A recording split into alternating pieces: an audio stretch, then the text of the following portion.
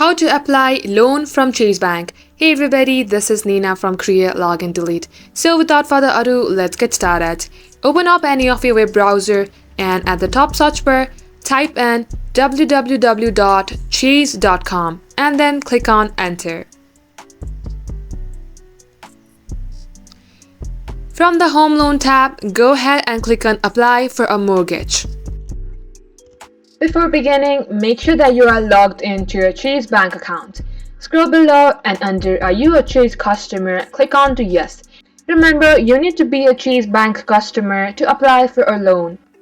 Now read all the terms and conditions and click on to Next. Enter all your personal details and click on Next again. Just like so, go along the following process to get a loan from Chase. And that is how you will be able to take a loan from Chase Bank. That will be the end of today's tutorial. If you found this video helpful, then do give it a thumbs up and we will see you in our next upload.